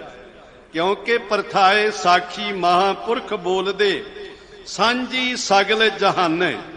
ਜੋ ਸਤਿਗੁਰੂ ਜੀ ਕਿਸੇ ਦੇ ਪ੍ਰਥਾਏ, ਕਿਸੇ ਨੂੰ ਮੁਖਾਤਬ ਕਰਕੇ, ਕਿਸੇ ਨੂੰ ਸੰਬੋਧਨ ਕਰਕੇ ਕੋਈ ਬਚਨ ਕਹਿੰਦੇ ਨੇ ਨਾ, ਜਿਵੇਂ ਸਾਹਿਬ ਸ੍ਰੀ ਗੁਰੂ ਨਾਨਕ ਜੀ ਪਾਤਸ਼ਾਹ ਕਹਿੰਦੇ, ਜੈਸੀ ਮੈਂ ਆਵੈ ਖਸਮ ਕੀ ਬਾਣੀ ਤੈਸੜਾ ਕਰੀ ਗਿਆਨ ਵੇ ਲਾਲੋ। ਇਹ ਕੇਵਲ ਲਾਲੋ ਵਾਸਤੇ ਨਹੀਂ, ਸਾਡੇ ਵਾਸਤੇ ਵੀ ਹੈ, ਕਿਉਂਕਿ ਸਤਿਗੁਰਾਂ ਦੀ ਬਾਣੀ ਤਿੰਨਾਂ ਕਾਲਾਂ ਵਿੱਚ ਸੱਤ ਹੈ। ਪਹਿਲੇ ਵੀ ਸੀ, ਹੁਣ ਵੀ ਹੈ, ਅੱਗੇ ਨੂੰ ਵੀ ਹੋਵੇਗੀ। ਇਸ ਕਰਕੇ ਗੁਰੂ ਕੀ ਬਾਣੀ ਹਮੇਸ਼ਾ ਹੀ ਉਪਦੇਸ਼ ਬਖਸ਼ਿਸ਼ ਕਰਦੀ ਹੈ। ਇਹ ਕੇਵਲ ਉਹਨਾਂ ਸਿੱਖਾਂ ਨੂੰ ਹੀ ਉਪਦੇਸ਼ ਨਹੀਂ, ਸਤਿਗੁਰੂ ਮਹਾਰਾਜ ਸੱਚੇ ਪਾਤਸ਼ਾਹ ਨੇ ਮੂਲੇ ਨੂੰ ਨਹੀਂ ਕਿਹਾ, ਸਾਨੂੰ ਵੀ ਕਿਹਾ। ਮਹਾਰਾਜ ਸੱਚੇ ਪਾਤਸ਼ਾਹ ਕਹਿਣ ਲੱਗੇ ਸਿੱਖ 4 ਪ੍ਰਕਾਰ ਦੇ ਹੁੰਦੇ ਨੇ, ਇੱਕ ਸਹਿਕਾਮੀ, ਇੱਕ ਨਿਹਕਾਮੀ, ਇੱਕ ਉਪਾਸ਼ਨਾ ਕਰਨ ਵਾਲੇ ਤੇ ਇੱਕ ਗਿਆਨੀ ਹੁੰਦੇ ਨੇ। ਮਹਾਰਾਜ ਕਹਿੰਦੇ ਤੁਸੀਂ ਕਿਸ ਦੀ ਗੱਲ ਕਰਦੇ ਹੋ? ਨਿਹਕਾਮੀ ਦੀ, ਸਹਿਕਾਮੀ ਦੀ, ਉਪਾਸ਼ਨਾ ਵਾਲੇ ਦੀ, ਗਿਆਨੀ ਦੀ। ਕਹਿੰਦੇ ਮਹਾਰਾਜ ਅਸੀਂ ਤਾਂ ਕਲਯੁਗੀ ਜੀਵ ਹਾਂ, ਸਾਡੀ ਬੁੱਧੀ ਬਹੁਤ ਤੁੱਛ ਹੈ, ਤੇ ਆਪ ਜੀ ਕਿਰਪਾ ਕਰਕੇ ਚਾਹੁੰਦੀ ਸਾਨੂੰ ਵਾਰਤਾ ਸੁਣਾ ਦਿਓ। ਸਾਨੂੰ ਚਾਹੁੰਦੇ ਬਾਰੇ ਆਪ ਜੀ ਕਿਰਪਾ ਕਰਕੇ ਗਿਆਨ ਬਖਸ਼ਿਸ਼ ਕਰ ਦਿਓ। ਤੇ ਦਾਤਾਰ ਪਾਤਸ਼ਾਹ ਨੇ ਬਚਨ ਕਹਿਣ ਲੱਗੇ, ਭਾਈ ਜਿਸ ਤਰ੍ਹਾਂ ਰਾਜੇ ਦੀ 4 ਪ੍ਰਕਾਰ ਦੀ ਪਰਜਾ ਹੁੰਦੀ ਹੈ, ਰਾਜੇ ਦੀ ਫੌਜ ਵੀ 4 ਪ੍ਰਕਾਰ ਦੀ ਹੁੰਦੀ ਹੈ, ਰਾਜੇ ਦੀ ਪਰਜਾ ਵੀ 4 ਪ੍ਰਕਾਰ ਦੀ ਹੁੰਦੀ ਹੈ। ਰਾਜੇ ਦੀ ਇੱਕ ਪਰਜਾ ਹੁੰਦੀ ਹੈ ਭਾਵਈ, ਭਾਵਨੀ, ਇੱਕ ਹੁੰਦੀ ਆ ਭਾਵਲੀ, ਇੱਕ ਹੁੰਦੀ ਆ ਪਾਟਣੀ, ਇੱਕ ਹੁੰਦੀ ਆ ਸੁਗਾਤੀ ਤੇ ਇੱਕ ਹੁੰਦੀ ਆ ਮੁਆਫੀ। ਇਹ 4 ਪ੍ਰਕਾਰ ਦੀ ਪਰਜਾ ਰਾਜੇ ਦੀ ਹੁੰਦੀ ਹੈ। ਭਾਵਲੀ ਉਸ ਨੂੰ ਕਿਹਾ ਜਾਂਦਾ ਹੈ ਕਿ ਜਿਹੜੀ ਜੋ ਕੁਝ ਫਸਲ ਬੀਜਦੀ ਹੈ ਉਹਦੀ ਇੱਕ ਨਿਗਰਾਨੀ ਕਰਨ ਵਾਲਾ ਹੁੰਦਾ ਹੈ, ਨਾਲ ਦੀ ਨਾਲ ਉਹਦਾ ਹਿਸਾਬ ਕਿਤਾਬ ਦਾਣੇ ਦੇ ਨਾਲ ਦਾਣਾ ਉਹਦਾ ਵਟਾ ਦਿੰਦਾ ਹੈ, ਤੇ ਜੇ ਉਹਦੇ ਵਿੱਚ ਕੋਈ ਅਮਾਨਤ ਵਿੱਚ ਖਿਆਨਤ ਕਰੇ ਤੇ ਉਹਨੂੰ ਦੰਡ ਦਿੱਤਾ ਜਾਂਦਾ ਹੈ। ਦੂਸਰੀ ਹੁੰਦੀ ਹੈ ਪਾਟਲੀ। ਪਾਟਲੀ ਤੋਂ ਭਾਵ ਹੈ ਪਤਾਕਾ, ਪਤਾਕੇ ਤੋਂ ਭਾਵ ਹੁੰਦਾ ਨਿਸ਼ਾਨ। ਤੇ ਜਿਵੇਂ ਨਿਸ਼ਾਨ ਦਿੱਤੇ ਹੁੰਦੇ ਨੇ ਨਾ ਫੌਜਾਂ ਨੂੰ, ਵੱਖਰੇ ਵੱਖਰੇ ਨਿਸ਼ਾਨ ਦਿੱਤੇ ਹੁੰਦੇ ਨੇ। ਖਾਲਸੇ ਦੀ ਵੀ ਨਿਸ਼ਾਨ ਆਪਣੇ ਆਪ ਸੀ, ਤੇ ਅਨਪੜ੍ਹ ਲਾਣਾ ਕਹਿੰਦਾ ਖਾਲਸਾ ਖਾਲਸਤਾਨੀ ਨਿਸ਼ਾਨ ਨੇ। ਇਹ ਵੱਖਰੇ ਵੱਖਰੇ ਨਿਸ਼ਾਨ ਹੁੰਦੇ ਨੇ। ਉਹ ਹੁੰਦੇ ਨੇ, ਉਹਨਾਂ ਨੂੰ ਇੱਕ ਪਟਾ ਦਿੱਤਾ ਜਾਂਦਾ ਹੈ। 6 ਮਹੀਨਿਆਂ ਦੇ ਬਾਅਦ ਉਹ ਪੱਟੇ ਵਾਲਾ ਆਉਂਦਾ ਹੈ ਤੇ ਉਹਨਾਂ ਨਾਲ ਹਿਸਾਬ ਕਿਤਾਬ ਕਰ ਲੈਂਦਾ ਹੈ। ਇੱਕ ਹੁੰਦੇ ਨੇ ਸੁਗਾਤੀ। ਸੁਗਾਤੀ ਉਸ ਨੂੰ ਕਿਹਾ ਜਾਂਦਾ ਜਿਹੜਾ ਚੰਗੀ ਡੀਲ ਡੌਲ ਵਾਲਾ ਹੋਵੇ, ਜਿਸ ਨੇ ਸਰੀਰ ਨੂੰ ਸੰਭਾਲਿਆ ਹੋਵੇ। ਜਿਵੇਂ ਕਹਿ ਲਓ ਕਿ ਬਾਡੀਗਾਰਡ, ਨਿੱਜੀ ਬਾਡੀਗਾਰਡ ਰੱਖੇ ਹੁੰਦੇ ਨੇ। ਕਈਆਂ ਅਮੀਰਾਂ ਨੇ ਆਪਣੇ ਨਾਲ ਪਹਿਲਵਾਨਾਂ ਨੂੰ ਬਾਡੀਗਾਰਡ ਰੱਖਿਆ ਹੁੰਦਾ ਹੈ। ਉਹ ਰਾਜੇ ਦੇ ਕੋਲ ਰਹਿੰਦੇ ਨੇ, ਰਾਜੇ ਦੇ ਸਰਾਣੇ ਖਲੋਂਦੇ ਨੇ, ਤੇ ਰਾਜੇ ਦੇ ਕੋਲੋਂ ਆਪਣਾ ਖਰਚਾ ਪੱਠਾ ਵੀ ਲੈਂਦੇ ਨੇ। ਉਹ ਆਪਣਾ ਸਾਰਾ ਪਰਿਵਾਰ ਦੀ ਉਪਜੀਵਕਾ ਵੀ ਸੰਭਾਲਦੇ ਨੇ। ਤੇ ਚੌਥੇ ਹੁੰਦੇ ਨੇ ਮੁਆਫੀ। ਮੁਆਫੀ ਉਹ ਹੁੰਦੇ ਨੇ ਜਿਹੜੇ ਹਮੇਸ਼ਾ ਰਾਜੇ ਦੇ ਨਾਲ ਰਹਿੰਦੇ ਨੇ। ਜੇ ਰਾਜਾ ਕਿਤੇ ਜਾਂਦਾ ਤੇ ਰਾਜੇ ਦੇ ਨਾਲ ਚੱਲਦੇ ਨੇ। ਜਿਵੇਂ ਅਹਿਲਕਾਰਾਂ ਦੇ ਨਾਲ, ਜਿਵੇਂ ਪ੍ਰਧਾਨ ਮੰਤਰੀ ਹੋ ਗਿਆ, ਇਹਨਾਂ ਦੇ ਨਾਲ ਅਮਲਾ ਫੈਲਾ ਚੱਲਦਾ। ਜਦੋਂ ਵਿਦੇਸ਼ਾਂ ਨੂੰ ਵੀ ਜਾਂਦੇ ਨੇ ਉਹ ਉਹਨਾਂ ਦੇ ਨਾਲ ਰਹਿੰਦੇ ਨੇ ਤੇ ਉਹਨਾਂ ਦੇ ਹਮੇਸ਼ਾ ਨਾਲ ਚੱਲਦੇ ਨੇ, ਤੇ ਉਹਨਾਂ ਦੇ ਕੋਲੋਂ ਆਪਣੀ ਉਪਜੀਵਕਾ ਵੀ ਲੈਂਦੇ ਨੇ, ਤੇ ਨਾਲ ਦੀ ਨਾਲ ਉਹ ਹੁਕਮ ਵੀ ਕਰਦੇ ਨੇ। ਉਹਨਾਂ ਕੋਲੇ ਪਾਵਰ ਹੁੰਦੀ ਹੈ ਕਿ ਦੂਸਰਿਆਂ ਦੇ ਉੱਤੇ ਹੁਕਮ ਵੀ ਕਰ ਸਕਦੇ ਨੇ। 4 ਪ੍ਰਕਾਰ ਦੀ ਇਹ ਰਾਜੇ ਦੀ ਪਰਜਾ ਹੁੰਦੀ ਹੈ। ਤੇ ਸਤਿਗੁਰੂ ਮਹਾਰਾਜ ਸੱਚੇ ਪਾਤਸ਼ਾਹ ਪੰਚਮ ਗੁਰਦੇਵ ਜੀ ਕਹਿਣ ਲੱਗੇ, ਇਸੇ ਪ੍ਰਕਾਰ ਦੀ ਜਿਹੜੀ 4 ਪ੍ਰਕਾਰ ਦੇ ਸਿੱਖ ਨੇ ਨਾ, ਜਿਹੜਾ ਪਹਿਲਾ ਨੇਕ ਸਾਕਾਮੀ ਸਿੱਖ ਹੈ। ਸਾਕਾਮੀ ਜਿਹੜਾ ਹੈ ਨਾ, ਉਹ ਪੁੰਨ ਦਾਨ ਕਰਦਾ ਹੈ, ਪੂਜਾ ਪਾਠ ਨੇਮ ਹਮ ਕਰਦਾ ਹੈ, ਅਨੇਕ ਪ੍ਰਕਾਰ ਦੇ ਉਹ ਕਿਰਿਆ ਕਰਦਾ ਹੈ, ਕਰਮ ਕਰਦਾ ਹੈ। ਪਰ ਉਹ ਕਰਮ ਇਸ ਵਾਸਤੇ ਕਰਦਾ ਹੈ ਕਿ ਮੈਨੂੰ ਇਹਦਾ ਇਹ ਫਲ ਪ੍ਰਾਪਤ ਹੋ ਜਾਏ, ਇਹਦਾ ਮੈਨੂੰ ਇਹ ਫਲ ਪ੍ਰਾਪਤ ਹੋ ਜਾਏ। ਕਿਸੇ ਖਾਸ ਦਿਹਾੜੇ ਤੇ ਪੂਜਾ ਕਰਨੀ, ਜਿਵੇਂ ਲੋਕ ਮੱਸਿਆ ਭਾਵ ਕੇ ਦੀਵਾਲੀ ਨੂੰ ਕਰਦੇ ਨੇ, ਕਹਿੰਦੇ ਲక్ష్ਮੀ ਆਵੇਗੀ ਘਰ ਵਿੱਚ। ਕਰਮ ਤੇ ਕਰਦੇ ਨੇ ਪਰ ਕਾਮਨਾ ਦੇ ਸਹਿਤ ਹੋ ਕੇ ਕਰਮ ਕਰਦੇ ਨੇ। ਐਸੇ ਜਿਹੜੇ ਸਾਕਾਮੀ ਨੇ ਨਾ, ਕਾਮਨਾ ਤੇ ਉਹਨਾਂ ਦੀ ਪੂਰੀ ਹੋ ਜਾਂਦੀ ਹੈ। ਕਾਮਨਾ ਪੂਰੀ ਹੋਣ ਤੋਂ ਬਾਅਦ ਉਹਨਾਂ ਨੂੰ ਜਨਮ ਲੈਣਾ ਪੈਂਦਾ ਹੈ, ਤੇ ਜਨਮ ਵੈਸੇ ਉਹ ਲੈਂਦੇ ਨੇ ਚੰਗੇ ਕਿਸੇ ਅਮੀਰ ਦੇ ਘਰ ਵਿੱਚ। ਅਮੀਰ ਦੇ ਘਰ ਵਿੱਚ ਜਨਮ ਲੈ ਕੇ ਫਿਰ ਉਹ ਭਗਤੀ ਕਰਦੇ ਨੇ। ਭਗਤੀ ਕਰਕੇ ਫਿਰ ਉਹਨਾਂ ਨੂੰ ਮੁਕਤੀ ਮਿਲਦੀ ਹੈ, ਨਹੀਂ ਤਾਂ ਨਹੀਂ ਮਿਲਦੀ। ਦੂਸਰੇ ਨੇ ਨੇਕਾਮੀ। ਨੇਕਾਮੀ ਜਿਹੜੇ ਹੁੰਦੇ ਨੇ ਉਹ ਕਾਮਨਾ ਤੋਂ ਰਹਿਤ ਹੋ ਕੇ ਕਰਮ ਕਰਦੇ ਨੇ। ਸ਼ਰਧਾ ਭਾਵਨਾ ਦੇ ਨਾਲ ਪੁੰਨ ਦੇ ਕਰਮ ਕਰਦੇ ਨੇ, ਤੇ ਪੁੰਨ ਦੇ ਕਰਮ ਕਰਦਿਆਂ ਕਰਦਿਆਂ ਕਿਤੇ ਸੁੱਤੇ ਸਿੱਧ ਕੋਈ ਪਾਪ ਹੋ ਜਾਏ ਜੇ ਸੁਤੇ ਸਿੱਧ ਕੋਈ ਪਾਪ ਹੋ ਜਾਏ ਨਾ ਉਹਨਾਂ ਕੋਲੋਂ, ਉਹਨਾਂ ਦਾ ਫਿਰ ਲੇਖਾ ਲਿਆ ਜਾਂਦਾ। ਇੱਕ ਹੁੰਦੇ ਨੇ ਵਿਹੋੜ ਕਹਿੰਦੇ ਨੇ ਜਿਸ ਨੂੰ, ਜਿਹੜਾ ਲੇਖਾ ਪੱਤਾ ਰੱਖਣ ਵਾਲੇ ਨੇ, ਲੇਖਾ ਕਰਨ ਵਾਲੇ ਨੇ, ਇਹ ਮਾਲਕ ਦੇ ਪਾਸ ਵੀ ਨੇ। ਉਹ ਫਿਰ ਕੀ ਕਰਦੇ ਨੇ, ਉਹਦੇ ਲੇਖੇ ਪੱਤੇ ਨੂੰ ਵਾਚਦੇ ਨੇ, ਤੇ ਜੇ ਉਹਦੇ ਪੁੰਨ ਕਰਮ ਜ਼ਿਆਦਾ ਨੇ, ਪਾਪ ਕਰਮ ਘੱਟ ਨੇ, ਤੇ ਪਾਪ ਉਹਦੇ ਕੱਟੇ ਜਾਂਦੇ ਨੇ, ਪੁੰਨ ਬਚ ਜਾਂਦੇ ਨੇ। ਉਹਨਾਂ ਦੇ ਕਰਮ ਬਚਨੇ ਕਰਕੇ ਉਸ ਨੂੰ ਫਿਰ ਕਿਸੇ ਚੰਗੇ ਭਗਤੀ ਕਰਨ ਵਾਲੇ, ਕਿਸੇ ਸੰਤ, ਕਿਸੇ ਭਗਤ, ਕਿਸੇ ਤਪਸਵੀ ਦੇ ਘਰ ਵਿੱਚ ਜਨਮ ਮਿਲਦਾ ਹੈ। ਉਹ ਜਨਮ ਲੈ ਕੇ ਭਗਤੀ ਕਰਕੇ ਜੀਵਨ ਮੁਕਤ ਹੋ ਜਾਂਦਾ ਹੈ। ਕਿਉਂਕਿ ਸਿੱਖਾਂ ਨੇ ਪੁੱਛ ਲਿਆ ਸੀ ਮਹਾਰਾਜ ਜੀ ਕਿ ਜਿਹੜੇ ਪਾਪ ਤੇ ਪੁੰਨ ਅਸੀਂ ਕਰਮ ਕਰਦੇ ਹਾਂ, ਇਹਨਾਂ ਦਾ ਵਟਾਂਦਰਾ ਵੀ ਹੋ ਸਕਦਾ ਹੈ।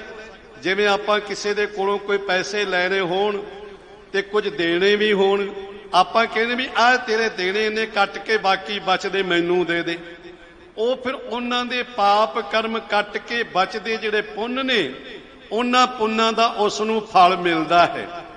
ਤੇ ਦੂਸਰੇ ਜਿਹੜੇ ਉਪਾਸ਼ਨਾ ਕਰਨ ਵਾਲੇ ਨੇ, ਉਪਾਸ਼ਨਾ ਕਰਨ ਵਾਲੇ ਜਿਹੜੇ ਹੁੰਦੇ ਨੇ, ਉਹ ਇਹਨਾਂ ਕਰਮਾਂ ਆਦਿਕਾਂ ਦੇ ਵਿੱਚ ਰੁਚੀ ਨਹੀਂ ਰੱਖਦੇ ਹਨ, ਤੇ ਸ਼ਰਧਾ ਨਾਲ, ਭਾਵਨਾ ਨਾਲ ਪੁੰਨ ਕਰਮ ਕਰਦੇ ਨੇ, ਪਾਪ ਕਰਮ ਨਹੀਂ ਕਰਦੇ।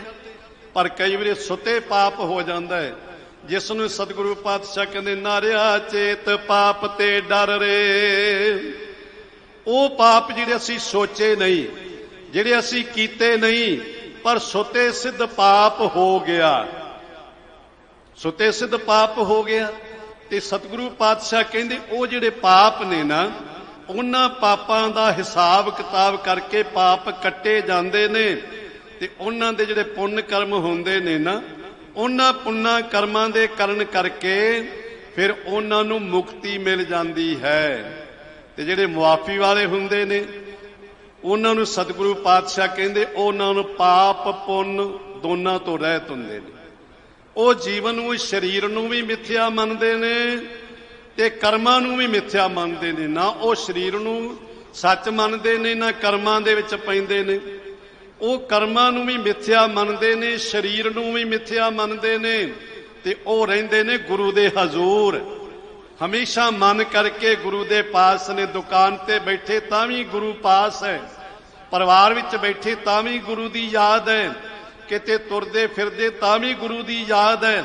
ਹਮੇਸ਼ਾ ਗੁਰੂ ਦੀ ਯਾਦ ਨਾਲ ਜੁੜੇ ਰਹਿਣ ਕਰਕੇ ਉਹ ਜੀਵਨ ਮੁਕਤ ਹੋ ਜਾਂਦੇ ਨੇ। ਇਸ ਲਈ ਸਤਿਗੁਰੂ ਪਾਤਸ਼ਾਹ ਜੀ ਕਹਿੰਦੇ ਨੇ, ਭਾਈ ਇਹ ਜਿਹੜੇ ਮੁਆਫੀ ਵਾਲੇ ਸਿੱਖ ਨੇ ਨਾ, ਇਹਨਾਂ ਤੇ ਕਿਸੇ ਪ੍ਰਕਾਰ ਦਾ ਕੋਈ ਵੀ ਲੇਪ ਨਹੀਂ ਲੱਗਦਾ ਹੈ। ਸਿੱਖਾਂ ਨੇ ਪ੍ਰਸ਼ਨ ਕਰ ਦਿੱਤਾ, ਕਹਿੰਦੇ ਮਹਾਰਾਜ ਫਿਰ ਇਹ ਜਿਹੜੇ ਪਾਪ ਤੇ ਪੁੰਨ ਨੇ, ਇਹ ਆਪਣਾ ਫਲ ਭੁਗਤਾਏ ਤੋਂ ਬਿਨਾਂ ਜਾਂਦੇ ਕਿੱਥੇ ਨੇ? ਕਿਉਂਕਿ ਭੋਗੇ ਬਿਨ ਭਾਗੈ ਨਹੀਂ ਕਰਮ ਗਤੀ ਬਲਵੰਤ। ਵਿਦਾਂਤ ਦਾ ਇਹ ਸਿਧਾਂਤ ਹੈ। ਕਹਿੰਦੇ ਇਹਨਾਂ ਦੇ ਫਲ ਭੋਗਣੇ ਪੈਂਦੇ ਨੇ, ਪਾਪ ਦੇ ਵੀ ਤੇ ਪੁੰਨਾਂ ਦੇ ਵੀ। ਤੇ ਗੁਰਦੇਵ ਪਾਤਸ਼ਾਹ ਕਹਿੰਦੇ, ਭਾਈ ਉਹ ਪਾਪ ਪੁੰਨ ਤੋਂ ਰਹਿਤ ਹੋ ਕੇ ਮਾਰਗ ਅਪਣਾ ਲੈਂਦੇ ਨੇ। ਮਾਲਕ ਨੇ ਮਾਰਗ ਦੋ ਦਿੱਤੇ ਨੇ, ਇੱਕ ਕੱਚ ਦਾ ਮਾਰਗ ਹੈ, ਇੱਕ ਸੱਚ ਦਾ ਮਾਰਗ ਹੈ। ਤੇ ਜਿਹੜੇ ਪਾਪ ਪੁੰਨ ਤੋਂ ਰਹਿਤ ਹੁੰਦੇ ਨੇ ਨਾ, ਉਹ ਜਿਹੜੇ ਮਾਰਗ ਨੂੰ ਅਪਣਾਉਂਦੇ ਨੇ, ਸੱਚ ਦੇ ਮਾਰਗ ਨੂੰ ਅਪਣਾਉਂਦੇ ਨੇ। ਸੱਚ ਦੇ ਮਾਰਗ ਦੇ ਉੱਤੇ ਚੱਲ ਕੇ ਜੋ ਸੱਚ ਕੀ ਹੈ, ਬਾਕੀ ਤਾਂ ਸਭ ਕੁਝ ਝੂਠ ਹੈ ਨਾ। ਸੰਸਾਰ ਵੀ ਝੂਠ ਹੈ, ਦ੍ਰਿਸ਼ਟਮਾਨ ਹੈ ਸਗਲ ਮਿਥਿਨਾ। ਇਹਨਾਂ ਅੱਖਾਂ ਨਾਲ ਜੋ ਕੁਝ ਦੇਖਦੇ ਆ ਇਹ ਝੂਠ ਹੈ, ਨਾਸਵੰਤ ਹੈ। ਸੱਚ ਹੈ ਤੇ ਕੇਵਲ ਬ੍ਰਹਮ ਅਸਤ, ਕੇਵਲ ਬ੍ਰਹਮ ਸੱਤ ਹੈ, ਨਿਰੰਕਾਰ ਸੱਤ ਹੈ, ਪ੍ਰਮਾਤਮਾ ਸੱਤ ਹੈ। ਉਹ ਸੱਤ ਦੀ ਸੜਕ ਤੇ ਚੱਲ ਕੇ ਸੱਤ ਦੇ ਦੇਸ਼ ਵਿੱਚ ਪਹੁੰਚ ਜਾਂਦੇ ਨੇ, ਜਿੱਥੇ ਨਾ ਤਸਵੀ ਸਖਿਰਾਜ ਨ ਮਾਲ, ਖੌਫ ਨ ਖਤਾ ਨ ਤਰਸ ਜਵਾਲ। ਉਹਾਂ ਖੈਰ ਸਦਾ ਮੇਰੇ ਭਾਈ, ਉੱਥੇ ਹਮੇਸ਼ਾ ਹੀ ਆਨੰਦ ਹੀ ਆਨੰਦ ਹੈ। ਤੇ ਦੂਸਰਾ ਕੱਚ ਦਾ ਮਾਰਗ, ਜਿਹੜੇ ਕੱਚ ਦੇ ਮਾਰਗ ਤੇ ਚੱਲਦੇ ਨੇ, ਉਹ ਮਾਰਗ ਤੋਂ ਟੁੱਟ ਕੇ 84 ਦੇ ਗੇੜ ਵਿੱਚ ਪੈ ਜਾਂਦੇ ਨੇ। ਮਰ ਮਰ ਜਮ ਜਮ ਮਰੇ, ਮਰੇ ਫਿਰ ਜੰਮੇ, ਬਹੁਤ ਸਜਾਏ ਪਿਆ ਦੇਸ਼ ਲੰਮੇ। ਦੇਸ਼ ਲੰਮੇ ਤੋਂ ਭਾਵ ਕੇ 84 ਦਾ ਚੱਕਰ ਹੈ। 84 ਦੇ ਚੱਕਰ ਵਿੱਚ ਪੈਂਦੇ ਨੇ। ਕਹਿੰਦੇ ਮਹਾਰਾਜ ਫਿਰ ਜੀਵ ਦੇ ਤੇ ਕੋਈ ਵੱਸ ਦੀ ਗੱਲ ਨਾ ਹੋਈ। ਮਹਾਰਾਜ ਕਹਿੰਦੇ ਨਹੀਂ, ਇਹ ਜੀਵ ਜਿਹੜਾ ਮਨੁੱਖ ਹੈ ਨਾ, ਵਪਾਰੀ ਬਿਰਤੀ ਦਾ ਮਨੁੱਖ ਹੈ। ਆਪਾਂ ਵੀ ਵਪਾਰੀ ਬਿਰਤੀ ਦੇ ਆ ਨਾ। ਅਰਦਾਸ ਕਰਦੇ ਆ ਤੇ ਗੁਰੂ ਕੋਲੋਂ ਮੰਗਾਂ ਦੀ ਲਿਸਟ ਪਹਿਲੋਂ ਰੱਖ ਦਿੰਦੇ ਆ। ਨਾਨਕ ਨਾਮ ਚੜ੍ਹਦੀ ਕਲਾ ਤੇਰੇ ਭਾਣੇ, ਸਰਬੱਤ ਦਾ ਭਲਾ, ਤੇ ਬਾਅਦ ਵਿੱਚ ਕਹਿੰਦੇ ਪਹਿਲੋਂ ਮੰਗਾਂ ਕਹਿੰਦੇ ਆ ਪਿਆ ਮੇਰੀਆਂ ਮੰਗਾਂ ਨੇ, ਮੰਗਾਂ ਪੂਰੀਆਂ ਕਰੋ ਤਾਂ ਮੇਰੀ ਤੇਰੇ ਨਾਲ ਭਾਵਨਾ ਬਣੀ ਰਹੇਗੀ। ਇਸ ਜਿਹੜਾ ਜੀਵ ਹੈ ਵਪਾਰੀ ਪੁੱਤਰ ਹੈ। ਇਸ ਨੂੰ ਪਤਾ ਹੈ ਕੱਚ ਕੀ ਹੈ ਤੇ ਸੱਚ ਕੀ ਹੈ। ਅਗਰ ਇਹ ਸੱਚ ਤੇ ਕੱਚ ਦੀ ਪਹਿਚਾਣ ਕਰਕੇ ਜਿਸ ਮਾਰਗ ਨੂੰ ਅਪਣਾਏਗਾ, ਉਸ ਮਾਰਗ ਤੇ ਚੱਲ ਕੇ ਮਾਲਕ ਦੀ ਦਰਗਾਹ ਵਿੱਚ ਪਹੁੰਚ ਜਾਏਗਾ। ਜੇ ਕੱਚ ਦੇ ਮਾਰਗ ਨੂੰ ਅਪਣਾਇਆ ਤੇ ਨਰਕਾਂ ਦੇ ਵਿੱਚ, ਫਿਰ ਜਨਮਾਂ ਦੇ ਵਿੱਚ ਪੈਣਾ ਪਵੇਗਾ। ਇਸ ਕਰਕੇ ਸਤਿਗੁਰੂ ਪਾਤਸ਼ਾਹ ਕਹਿੰਦੇ ਕਰਨਹਾਰ ਤੇ ਪਰਮਾਤਮਾ ਹੈ, ਪਰ ਮਾਲਕ ਨੇ ਇਸ ਨੂੰ ਬੁੱਧੀ ਵੀ ਬਖਸ਼ਿਸ਼ ਕੀਤੀ ਹੋਈ ਹੈ ਕਿ ਭਲਿਆ ਤੈਨੂੰ ਮਾਲਕ ਨੇ ਮਨ ਦਿੱਤਾ ਹੈ, ਬੁੱਧ ਬਖਸ਼ਿਸ਼ ਕੀਤੀ ਹੈ। ਅੱਗੇ ਖਾਤਾ ਖੂਹ ਹੈ, ਤੂੰ ਦੇਖਣਾ ਹੈ। ਮੰਜ਼ਲ ਤੇ ਤੁਰਦਾ ਹੈ, ਅੱਗੋਂ ਠੇਡਾ ਨਾ ਲੱਗ ਜਾਏ ਤੇ ਤੇਰਾ ਧਿਆਨ ਹੋਣਾ ਚਾਹੀਦਾ ਹੈ ਨਾ। ਇਸ ਕਰਕੇ ਜਿਸ ਪ੍ਰਕਾਰ ਦੀ ਬਿਰਤੀ ਬਣਾ ਲਵੇਂਗਾ, ਉਸੇ ਪ੍ਰਕਾਰ ਦੀ ਤੈਨੂੰ ਪ੍ਰਾਪਤੀ ਹੋ ਜਾਏਗੀ। ਤੇ ਗੁਰੂ ਦੀ ਬਖਸ਼ਿਸ਼, ਅਸੀਂ ਗੁਰੂ ਕੀ ਸੰਗਤ ਵਿੱਚ ਆਉਨੇ ਆ, ਸ਼ੁਭ ਕਰਮ ਕਰਦੇ ਆ, ਤੇ ਪਾਪ ਕਰਮ ਤੋਂ ਹਮੇਸ਼ਾ ਮਨ ਕਰਕੇ ਵੀ ਡਰਨਾ ਸਿੱਖ ਨੇ। ਕਿਸੇ ਦਾ ਪਰਕਾ ਬੁਰਾ ਨਾ ਰੱਖੋ ਚੀਤ, ਤੁਮਕੋ ਦੁੱਖ ਨਹੀਂ ਭਾਈ ਮੀਤ। ਕਦੇ ਪਰਾਏ ਦਾ ਬੁਰਾ ਆਪਣੇ ਮਨ ਵਿੱਚ ਨਾ ਰੱਖੋ, ਤੁਹਾਨੂੰ ਦੁੱਖ ਨਹੀਂ ਨਿਵਾਪੇਗਾ, ਦੁੱਖ ਨੇੜੇ ਨਹੀਂ ਆਵੇਗਾ। ਇਸ ਕਰਕੇ ਗੁਰਦੇਵ ਪਾਤਸ਼ਾਹ ਨੇ ਇਹ ਸਾਨੂੰ ਸਮਝ ਬਖਸ਼ਿਸ਼ ਕੀਤੀ ਹੈ। ਮਹਿਲਾ ਪਹਿਲਾ, ਜਾਂ ਤੂੰ ਵੱਡਾ ਸਭ ਵਡਿਆਈਆਂ, ਚੰਗੇ ਚੰਗਾ ਹੋਈ। ਸਾਹਿਬ ਜੀ ਬਖਸ਼ਿਸ਼ ਕਰਦੇ ਨੇ, ਪੌੜੀ ਦਾ ਦੂਸਰਾ ਸ਼ਲੋਕ ਹੈ, ਜਾਂ ਤੂੰ ਵੱਡਾ ਐ ਮੇਰੇ ਮਾਲਕ, ਜਾਂ ਜੇਕਰ ਜਿਸ ਕਰ ਚ ਜਾਂ ਤੂੰ ਵੱਡਾ ਹੈ, ਤੂੰ ਸਾਰਿਆਂ ਤੋਂ ਸਮਰੱਥ ਹੈ, ਵੱਡ ਸਮਰੱਥ, ਅਗੰਮ ਅਗੋਚਰ, ਤੂੰ ਗਮਤਾ ਤੋਂ ਰਹਿਤ ਹੈ, ਵਿਸ਼ਿਆਂ ਤੋਂ ਰਹਿਤ ਹੈ, ਸੋਚਣ ਤੋਂ ਰਹਿਤ ਹੈ। ਆਪ ਜੀ ਪੜ੍ਹਦੇ ਹੋ ਨਾ, ਵੱਡੀ ਹੂੰ ਵੱਡਾ ਅਪਾਰ ਤੇਰਾ ਮਰਤਬਾ, ਰੰਗ ਪਰੰਗ ਅਨੇਕ ਨ ਜਾਪਣ ਕਰਤਬਾ। ਵੱਡਾ ਤੇਰਾ ਦਰਬਾਰ, ਸੱਚਾ ਤੁਧ ਤਖਤ, ਤੂੰ ਸਾਰਿਆਂ ਤੋਂ ਵੱਡਾ ਹੈ। ਜੇ ਤੂੰ ਵੱਡਾ ਹੈ ਤੇ ਤੇਰੀਆਂ ਵਡਿਆਈਆਂ ਵੀ ਤੇ ਵੱਡੀਆਂ ਹੀ ਹੋਣਗੀਆਂ ਨੇ। ਵੱਡੇ ਕੀਆਂ ਵਡਿਆਈਆਂ ਕਿਸ ਕਹਿਣਾ ਕਹਿਣ ਨਾ ਜਾਏ, ਸੋ ਕਰਤਾ ਕਾਦਰ ਕਰੀਮ ਦੇ ਜੀਆਂ ਰਿਕ ਸੰਭਾਏ। ਸਾਈ ਕਾਰ ਕਮਾਵਣੀ ਤੁਰ ਛੋਡੀ ਤਿੰਨ ਪਾਏ। ਉਹ ਮਾਲਕ ਵੱਡਾ ਹੈ। ਐ ਮੇਰੇ ਪਾਤਸ਼ਾਹ ਤੂੰ ਵੱਡਾ ਹੈ ਤੇ ਤੇਰੀਆਂ ਵਡਿਆਈਆਂ ਵੀ ਵੱਡੀਆਂ ਨੇ। ਜੀਵ ਛੋਟਾ ਹੈ ਤੇ ਇਹਦੀਆਂ ਵਡਿਆਈਆਂ ਵੀ ਛੋਟੀਆਂ ਨੇ। ਕਿੰਨੇ ਕੁ ਕੋਈ ਵਡਿਆਈ ਕਰ ਸਕਦਾ ਹੈ? ਉਹਦੀ ਵਡਿਆਈ ਮੁੱਕ ਜਾਏਗੀ, ਖਤਮ ਹੋ ਜਾਏਗੀ। ਪਰ ਜਿਹੜਾ ਅਗੰਮ ਹੈ, ਅਪਹੁੰਚ ਹੈ, ਉਹਦੀਆਂ ਵਡਿਆਈਆਂ ਵੀ ਵੱਡੀਆਂ ਹੀ ਨੇ। ਉਹਦੀਆਂ ਵਡਿਆਈਆਂ ਦਾ ਕੋਈ ਪਾਰਾਵਾਰ ਨਹੀਂ ਪਾਇਆ ਜਾ ਸਕਦਾ ਹੈ। ਇਸ ਲਈ ਚੰਗਾ ਚੰਗਾ ਹੋਈ। ਤੇ ਮਾਲਕ ਤੂੰ ਚੰਗਾ ਹੈ ਨਾ, ਤੇ ਤੇਰਾ ਕੀਤਾ ਵੀ ਚੰਗਾ ਹੀ ਹੋਵੇਗਾ ਨਾ। ਚੰਗੇ ਦਾ ਕੀਤਾ ਚੰਗਾ ਹੀ ਹੁੰਦਾ ਹੈ। ਜੇ ਮਾੜਾ ਬੰਦਾ ਹੋਵੇ ਤੇ ਉਹਦਾ ਕੀਤਾ ਵੀ ਮਾੜਾ ਹੀ ਹੋਇਆ ਹੁੰਦਾ ਹੈ। ਮਾੜੇ ਦੀ ਸੋਚ ਵੀ ਮਾੜੀ ਹੈ, ਮਾੜੇ ਦਾ ਕਰਨੀ ਵੀ ਮਾੜੀ ਹੈ, ਮਾੜੇ ਦੀ ਕਰਤੂਤ ਵੀ ਮਾੜੀ ਹੈ। ਤੇ ਜਿਹੜਾ ਮਨੁੱਖ ਚੰਗਾ ਹੋਵੇ, ਉਹਨੇ ਹਮੇਸ਼ਾ ਪਰਉਪਕਾਰ ਕਰਨਾ ਹੈ, ਉਹਨੇ ਹਮੇਸ਼ਾ ਚੰਗਿਆਈਆਂ ਕਰਨੀਆਂ ਨੇ। ਇਸੇ ਲਈ ਸਤਿਗੁਰੂ ਪਾਤਸ਼ਾਹ ਚੰਗਿਆਈਆਂ ਆਲ ਕਰੇ, ਬੁਰਿਆਈਆਂ ਹੋਏ ਸ਼ੇਰ। ਮਾੜਾ ਮਨੁੱਖ ਚੰਗਿਆਈਆਂ ਕਰਨ ਵਾਸਤੇ ਤੇ ਢਿੱਲ ਕਰ ਦਿੰਦਾ ਹੈ, ਦੇਰੀ ਕਰਦਾ ਹੈ, ਤੇ ਬੁਰੇ ਕੰਮ ਦੇ ਵਾਸਤੇ ਸ਼ੇਰ ਬਣ ਜਾਂਦਾ ਹੈ। ਬੁਰੇ ਕਾਮ ਕੋ ਊਠ ਖਲੋਇਆ, ਨਾਮ ਕੀ ਬੇਲਾ ਪੈ ਪੈ ਸੋਇਆ। ਨਾਮ ਜਪਣ ਦਾ ਵੇਲਾ ਹੁੰਦਾ, ਅੰਮ੍ਰਿਤ ਵੇਲਾ ਹੁੰਦਾ ਹੈ, ਤੇ ਬੜੀ ਗੂੜੀ ਨੀਂਦ ਆਉਂਦੀ ਹੈ, ਬੜੀ ਪਿਆਰੀ ਨੀਂਦ ਲੱਗਦੀ ਹੈ। ਪਰ ਜਿਹੜਾ ਨਾਮ ਦਾ ਅਭਿਆਸੀ ਹੈ, ਸਿਮਰਨ ਕਰਨ ਵਾਲਾ, ਸਤਸੰਗੀ, ਗੁਰੂ ਕੀ ਸੇਵਾ ਕਰਨ ਵਾਲਾ ਹੈ, ਉਹ ਅੰਮ੍ਰਿਤ ਵੇਲੇ ਨੂੰ ਤਰਜੀਹ ਦਿੰਦਾ ਹੈ, ਉਹ ਅੰਮ੍ਰਿਤ ਵੇਲੇ ਜਾਗਦਾ ਹੈ। ਇਸ ਲਈ ਸਤਿਗੁਰੂ ਪਾਤਸ਼ਾਹ ਕਹਿੰਦੇ ਨੇ, ਚੰਗੇ ਕੀਆਂ ਚੰਗਿਆਈਆਂ ਕਿਛ ਕਹਿਣਾ ਕਹਿਣ ਨ ਜਾਏ। ਸੋ ਕਰਤਾ ਕਾਦਰ ਕਰੀਮ ਦੇ ਜੀਆਂ ਦੀ ਸਮਾਏ। ਚੰਗੇ ਦੀਆਂ ਚੰਗਿਆਈਆਂ ਵੀ ਚੰਗੀਆਂ ਨੇ, ਕਿਹਾ ਹੀ ਨਹੀਂ ਜਾ ਸਕਦਾ। ਇਸ ਲਈ ਗੁਰਦੇਵ ਪਾਤਸ਼ਾਹ ਕਹਿੰਦੇ ਮੇਰੇ ਮਾਲਕ ਚੰਗੇ ਚੰਗਾ ਹੋਈ। ਚੰਗੇ ਦਾ ਕੀਤਾ ਚੰਗਾ ਹੀ ਹੁੰਦਾ ਏ। ਚੰਗਾ ਹਮੇਸ਼ਾ ਚੰਗਾ ਕਰਮ ਕਰਦਾ ਏ ਤੇ ਮਾਲਕ ਸਭ ਤੋਂ ਚੰਗਾ ਏ। ਇਸ ਕਰਕੇ ਕੀਤਾ ਜੋ ਕੁਝ ਵੀ ਉਹਦਾ ਕੀਤਾ ਹੈ ਨਾ, ਹਮੇਸ਼ਾ ਚੰਗਾ ਹੀ ਹੁੰਦਾ। ਇਸ ਲਈ ਅਸੀਂ ਵੀ ਕਹਿੰਦੇ ਹਾਂ ਕਿ ਜੋ ਮਾਲਕ ਕਰਦਾ ਹੈ ਚੰਗਾ ਕਰਦਾ ਹੈ, ਭਲਾ ਕਰਦਾ ਹੈ, ਸਾਰੇ ਦੇ ਹਿੱਤ ਵਾਸਤੇ ਹੀ ਕਰਦਾ ਹੈ। ਜਾਂ ਤੂੰ ਸੱਚਾ ਤਾਂ ਸਭ ਕੋ ਸੱਚਾ, ਕੂੜਾ ਕੋਏ ਨਾ ਕੋਈ। ਪਾਤਸ਼ਾਹ ਜੀ ਜੇ ਤੁਸੀਂ ਸੱਚੇ ਹੋ, ਜਾਂ ਤੂੰ ਸੱਚਾ ਤਾਂ ਸਭ ਕੋ ਸੱਚਾ। ਜਦ ਤੁਸੀਂ ਸੱਚੇ ਹੋ ਤੇ ਤੁਹਾਡਾ ਕੀਤਾ ਸਭ ਕੁਝ ਸੱਚਾ ਹੀ ਹੈ, ਕਿਉਂਕਿ ਸੱਚੇ ਨੇ ਸੱਚਾ ਹੀ ਕਰਨਾ ਹੈ। ਤੇ ਇਹ ਮਾਲਕ ਜਿਹੜਾ ਹੈ ਨਾ, ਆਪ ਸਾਰਿਆਂ ਦੇ ਵਿੱਚ ਵਰਤ ਰਿਹਾ ਹੈ, ਆਪ ਸਾਰਿਆਂ ਵਿੱਚ ਸਮਾਇਆ ਹੋਇਆ ਹੈ। ਇਸ ਲਈ ਗੁਰਦੇਵ ਪਾਤਸ਼ਾਹ ਜੀ ਕਹਿੰਦੇ ਨੇ ਉਸ ਮਾਲਕ ਦਾ ਕੀਤਾ ਸੱਚਾ ਹੈ। ਜਾਂ ਤੂੰ ਸੱਚਾ ਤੇ ਤਾਂ ਸਭ ਕੋ ਸੱਚਾ, ਤਾਂ ਸਭ ਕੋਈ ਸੱਚਾ ਹੈ। ਤੇਰਾ ਕੀਤਾ ਹੋਇਆ ਵੀ ਸੱਚਾ ਹੈ। ਇਹ ਜਿਤਨੇ ਵੀ ਜੀਵ ਰਚੇ ਨੇ ਮਾਲਕ ਨੇ ਆਪਣੀ ਸਤਾ ਸਫੁਰਤੀ ਕਰਕੇ ਰਚੇ ਨੇ, ਕਿਉਂਕਿ ਉਹਦੀ ਸਤਾ ਜਿਹੜੀ ਹਮੇਸ਼ਾ ਸਤ ਰਹਿਣ ਵਾਲੀ ਹੈ। ਉਹ ਸਤ ਚਿਤ ਆਨੰਦ ਸਰੂਪ ਮਾਲਕ ਹੈ। ਬਾਕੀ ਸਾਰਾ ਸੰਸਾਰ ਅਸਤ ਹੈ, ਝੂਠ ਹੈ, ਪਰ ਸੱਚ ਹੈ ਤੇ ਕੇਵਲ ਪਰਮਾਤਮਾ ਦਾ ਨਾਮ ਹੈ। ਨਾਮ ਤੇ ਨਾਮੀ ਦੀ ਅਭੇਦਤਾ ਹੈ। ਨਾਮ ਜਪ ਕੇ ਹੀ ਨਾਮੀ ਵਿੱਚ ਅਭੇਦ ਹੋ ਸਕੀਦਾ ਹੈ। ਇਸ ਕਰਕੇ ਸੱਚ ਦੇ ਨਾਲ ਜੁੜਾਂਗੇ ਤੇ ਜੀਵਨ ਸੱਚ ਬਣ ਜਾਏਗਾ। ਸੱਚ ਦੇ ਨਾਲ ਜੁੜਾਂਗੇ, ਸਾਡੀ ਕਿਰਤ ਸੱਚੀ ਦੀ ਹੋ ਜਾਵੇਗੀ, ਤੇ ਜਿਸ ਦੀ ਕਿਰਤ ਸੱਚੀ ਹੈ ਉਹਦੀ ਕਿਰਤ ਵੀ ਭਗਤੀ ਬਣ ਜਾਂਦੀ ਹੈ। ਜਿਹਦੀ ਕਿਰਤ ਸੱਚੀ ਹੈ ਨਾ, ਉਹਦੀ ਭਗਤੀ ਬਣ ਜਾਂਦੀ ਹੈ ਸੱਚੀ ਕਿਰਤ। ਗੁਰੂ ਕੇ ਅਨੇਕਾਂ ਸਿੱਖ ਹੋਏ ਨੇ।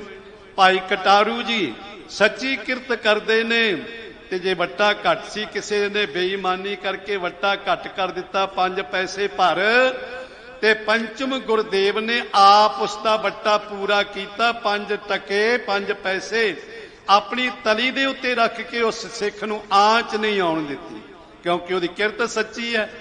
ਸੱਚੀ ਕਿਰਤ ਕਰਨ ਕਰਕੇ ਕਿਰਤ ਵੀ ਭਗਤੀ ਬਣ ਜਾਂਦੀ ਹੈ।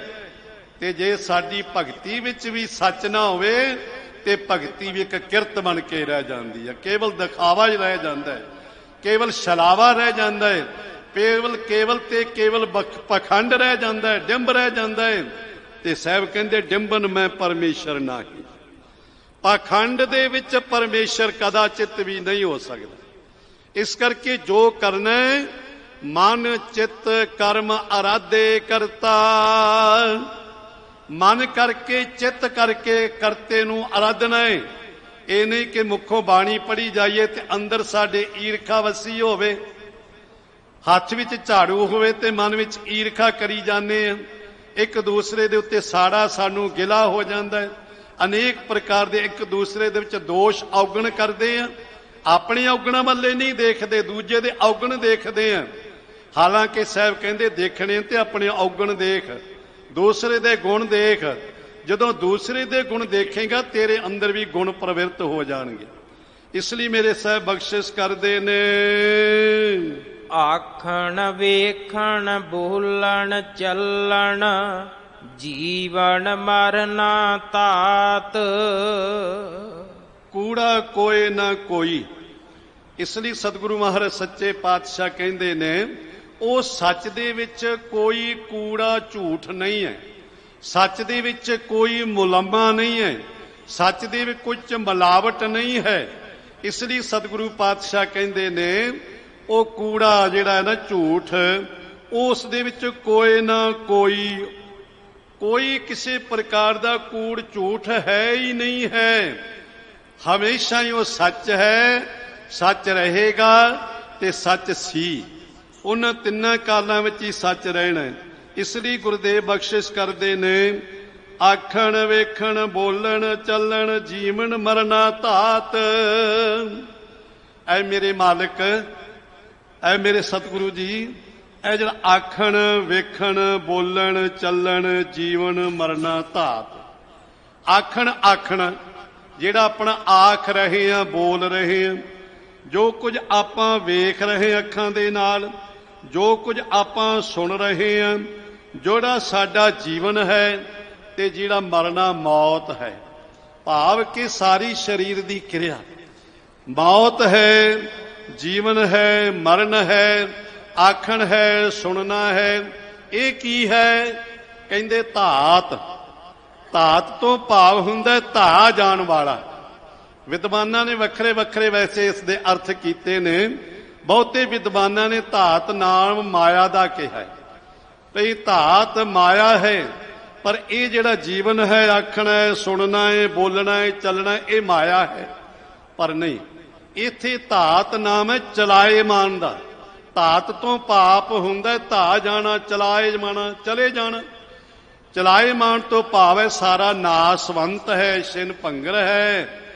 ਨਾ ਅੱਖਾਂ ਸਦਾ ਰਹਿਣੀਆਂ ਨੇ, ਨਾ ਕੰਨਾਂ ਨੇ ਹਮੇਸ਼ਾ ਸੁਣਨਾ ਹੈ, ਨਾ ਜੀਭ ਨੇ ਹਮੇਸ਼ਾ ਬੋਲਣਾ ਹੈ, ਨਾ ਸਾਡਾ ਜੀਵਨ ਹਮੇਸ਼ਾ ਰਹਿਣਾ ਹੈ।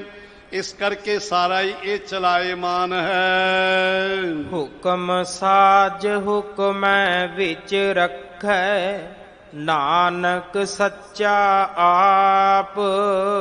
ਸਤਿਗੁਰੂ ਜੀ ਬਖਸ਼ਿਸ਼ ਕਰਦੇ ਨੇ ਕਿ ਮਾਲਕ ਹੁਕਮ ਸਾਜ, ਹੁਕਮ ਨੂੰ ਸਾਜ ਕੇ ਆਪਣੇ ਹੁਕਮ ਦੇ ਵਿੱਚ ਹੀ ਸਾਰਿਆਂ ਨੂੰ ਰੱਖ ਰਿਹਾ ਹੈ। ਮਾਲਕ ਹੁਕਮ ਦੇ ਵਿੱਚ ਹੀ ਸਾਰਿਆਂ ਨੂੰ ਰੱਖਿਆ ਹੋਇਆ, ਹੁਕਮ ਦੇ ਵਿੱਚ ਹੀ ਸਾਰਿਆਂ ਦੀ ਸਾਜਨਾ ਕੀਤੀ ਹੈ।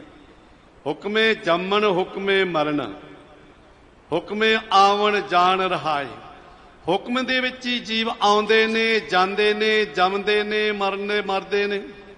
ਇਸ ਲਈ ਸਤਿਗੁਰੂ ਮਹਾਰਾਜ ਸੱਚੇ ਪਾਤਸ਼ਾਹ ਜੀ ਕਹਿੰਦੇ, ਬਖਸ਼ਿਸ਼ ਕਰਦੇ ਨੇ, ਹੁਕਮ ਦੇ ਵਿੱਚ ਹੀ ਜੀਵਾਂ ਨੂੰ ਸਾਜ ਸਾਜਿਆ ਹੋਇਆ ਹੈ ਤੇ ਜੀਵਾਂ ਨੂੰ ਸਾਜ ਕੇ ਆਪ ਉਹਦੇ ਵਿੱਚ ਰਚਿਆ ਹੋਇਆ ਮਾਲਕ।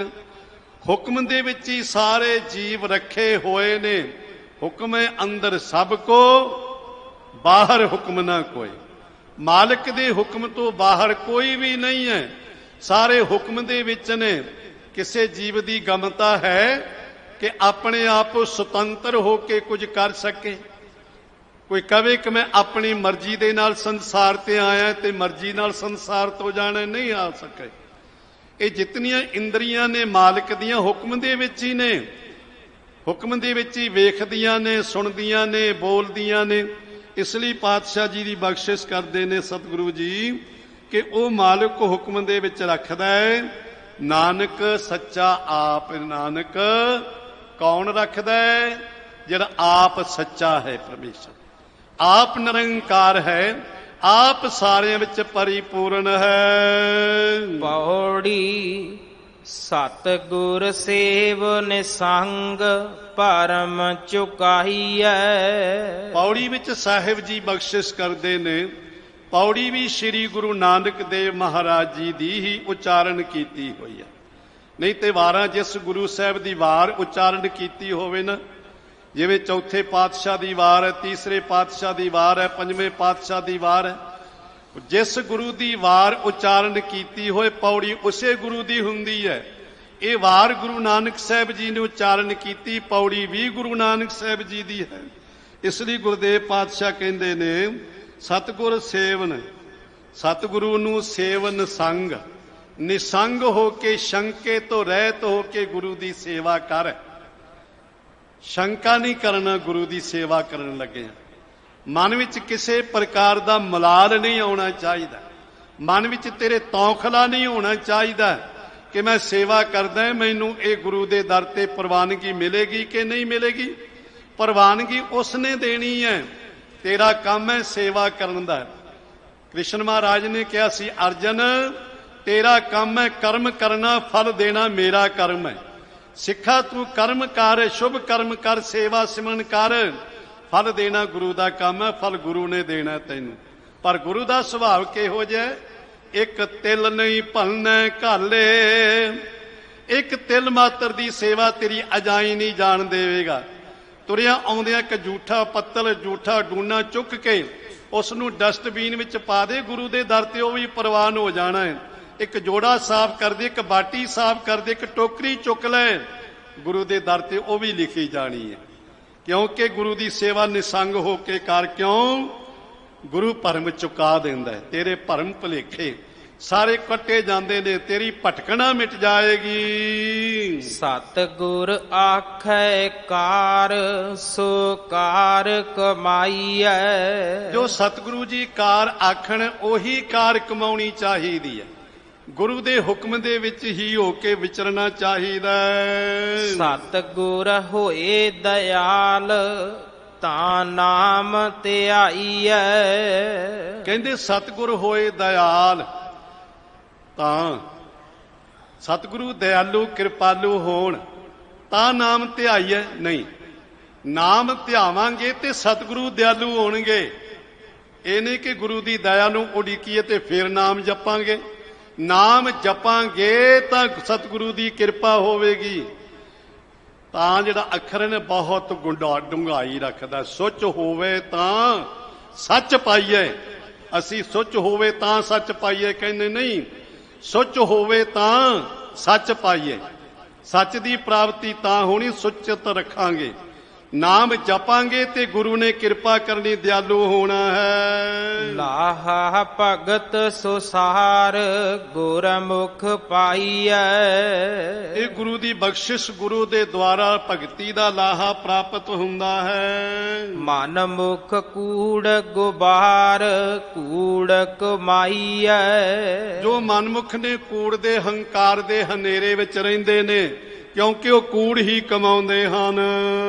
ਸੱਚੇ ਦਇਦਾਰ ਜਾਏ ਸੱਚ ਚਵਾਈਐ। ਸੱਚੇ ਦੇ ਦਰ ਤੇ ਜਾ ਕੇ ਸੱਚ ਨੂੰ ਉਚਾਰਨ ਕਰੀਏ, ਕਹਿਣਾ ਕਰੀਏ। ਸੱਚੇ ਅੰਦਰ ਮਹਿਲ ਸੱਚ ਬੁਲਾਈਐ।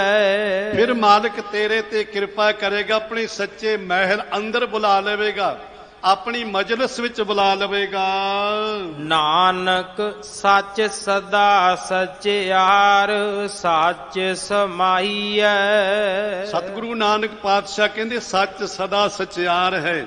ਇਸ ਲਈ ਸੱਚ ਦੇ ਵਿੱਚ ਹੀ ਸਮਾਈ ਕਰਨੀ ਕਰ, ਸੱਚ ਦੇ ਵਿੱਚ ਜੁੜਨਾ ਕਰ, ਹਮੇਸ਼ਾ ਸੱਚ ਨੂੰ ਅਪਣਾਉਣਾ ਹੈ। ਸਾਹਿਬ ਕਿਰਪਾ ਕਰਨ ਸਾਡੇ ਜੀਵਨ ਵਿੱਚ ਸੱਚ ਆ ਜਾਏ।